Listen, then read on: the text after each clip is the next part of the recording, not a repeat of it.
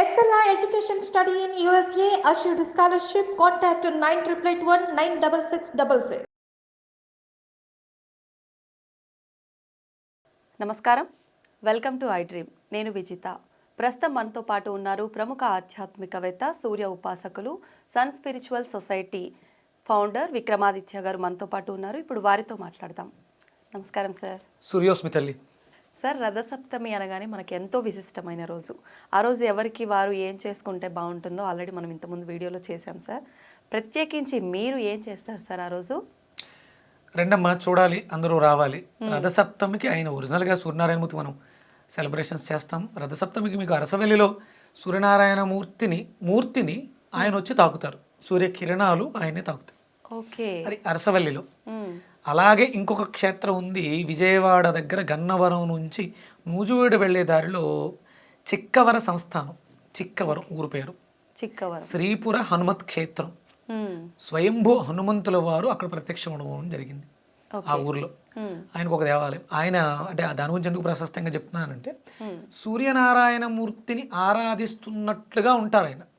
అంటే మీకు హనుమత్ దేవాలయాలన్నీ ఇలా ఉంటాయి, అభయాంజనేయ స్వామి ఇలా ఉంటారు. ఇక్కడ ఈయన స్వామివారిని సేవిస్తున్నట్టు ఉంటుంది, అర్ఘ్యప్రదానం చేస్తున్నటువంటి హనుమంతుల వారు. మీకు కరెక్ట్గా అన్ని తెలుస్తాయి క్లియర్గా. ఆయన శుభ్రంగా స్నానం ఆచరించి సంధ్యావందనం చేస్తున్నటువంటి మూర్తి రూపంలో దర్శనమిస్తాడు. ఆయన చాలా ముద్దుగా ఉంటారమ్మా. సుమారు 3.5-4 అడుగులు ఉంటుంది విగ్రహం. అది స్వయంభూ దొరికింది. మనం హనుమంతుల వారి దేవాలయాలు అనగానే ఒక బండ మీద అనీవెన్ షేప్ కనిపిస్తూ ఉంటుంది, ఆయన ఎగురుతున్నట్టు ఇలా ఉంటుంది. ఒక బండ మాత్రమే ఉంటుంది. కొన్ని ప్రతిష్ఠించిన విగ్రహాలు తయారు చేస్తారు. ఇది స్వయంభూ 200 సంవత్సరాల చరిత్ర ఉంది దానికి, ఆ దేవాలయానికి. తర్వాత మళ్ళీ ఎప్పుడో పొలం దున్నుతుంటే మళ్ళీ బయట పడడం జరిగింది. దాని గురించి అక్కడ శాసనాలు అవి ఉన్నాయి. మళ్ళీ ఆ దేవాలయాన్ని నిర్మించి అక్కడ ప్రతిష్టలు చేశారు. అది తెలుసుకొని ఏం చేశారంటే అక్కడ సూర్యనారాయణమూర్తిని కూడా ప్రతిష్ఠించారు. దేవాలయ నిర్మాణం అంతా అయిపోయింది. ఆయనతో పాటు అక్కడ వల్లభ గణపతిని కూడా ప్రతిష్ఠించడం, దాంతోపాటు ఆయన కొడుకైనటువంటి శనేశ్వర్ల వారికి కూడా అక్కడ రుద్ర రూపాన్ని ఇవ్వటం జరిగింది. అక్కడే దత్తాత్రేయ గారు ఉంటాయి. ఇది ఆ దేవాలయం కూడా ప్రశస్తి. ఇది ఒకటే. ఇది అనుకోకుండా వాళ్ళు కట్టినటువంటి లాటిట్యూడ్ చూడకుండా కడితే సంవత్సరంలో రథసప్తమి రోజు ఆ కిరణాలు వచ్చి ఆయన్ని తాగుతాయి. వీళ్ళు అనుకుని చూసి కట్టింది కాదు, దేవాలయం నిర్మాణం జరిగింది. అనుకోకుండా స్వామివారు అలా చేసుకున్నారు. ఇక్కడ హనుమంతుల వారు అలా దొరికారు, అక్కడ మూర్తిని అలా పెట్టడం జరిగింది. అంటే మామూలుగా మనం అరసవెల్లి సూర్యనారాయణమూర్తి ఒక విగ్రహం, నిలబడిన విగ్రహం ఉంటుంది, ఆయన చుట్టూ పరివారం ఉంటుంది. ఇక్కడ ఈయన శంఖచక్రాలతో ఆసీనుడై పద్మిని ఛాయతో పాటు ఉంటారు. ఆయన కూర్చొని ఉంటారు, ఆసీనులై ఉంటారు. ఆయన పక్కన మధ్యలో ప్రధానంగా హనుమంతుల వారు, ఆ క్షేత్రపాలకుడు అనుకోవచ్చు. ఆయన సేవకుడు, సూర్యనారాయణమూర్తికి సేవకుడు, శిష్యుడు. ఆయన దగ్గర విద్య నేర్చుకున్నటువంటి ఏకైక శిష్యుడు. సూర్యనారాయణమూర్తికి అత్యంత ప్రీతికరమైనటువంటి శిష్యుడు. ఎంత ఇష్టము అంటే తన కూతుర్ని ఇచ్చి వివాహం చేసినటువంటి ఇష్టం.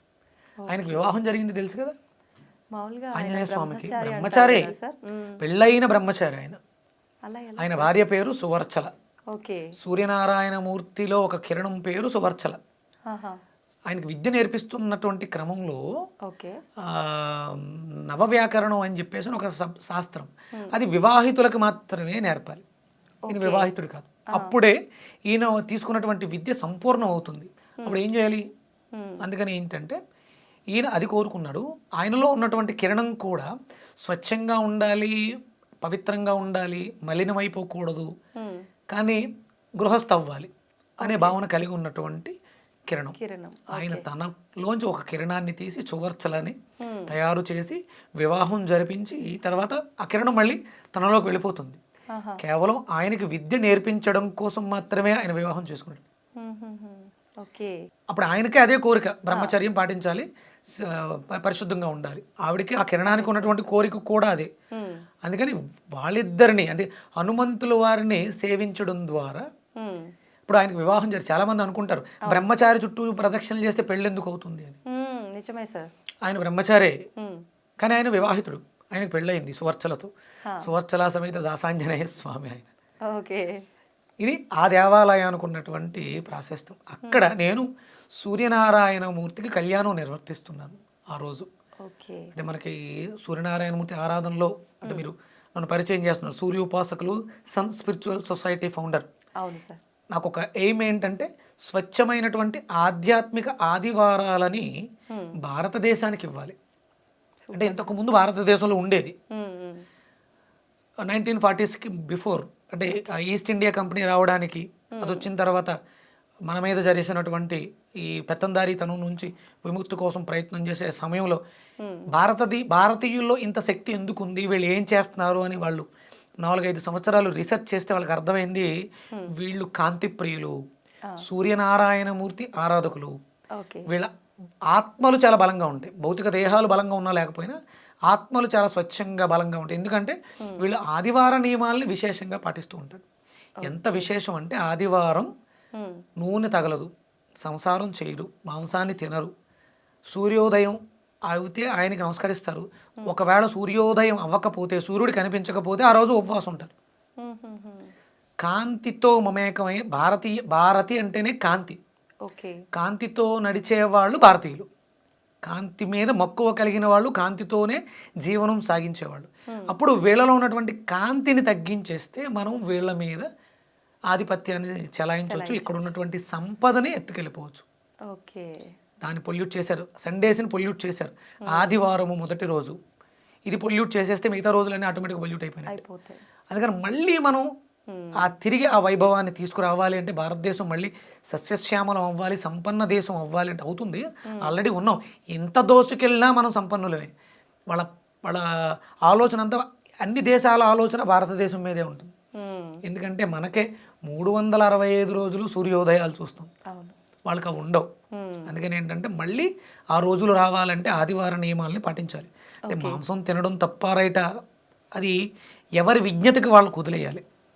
మనకి ఇక్కడ ఆశ్రమ ధర్మాలు ఉంటాయి, ఒక్కొక్క ఆశ్రమ ధర్మాన్ని ప్రకారం వాళ్ళు నడుచుకుంటూ ఉంటారు.